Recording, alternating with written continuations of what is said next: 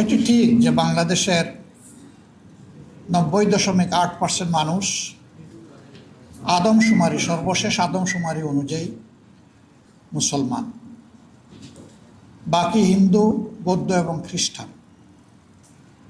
কিন্তু আমরা এখানে ধর্মের ভিত্তিতে জাতিকে বিভাজিত করার পক্ষে নয়। আমরা একটা ঐক্যবদ্ধ জাতি দেখতে চাই।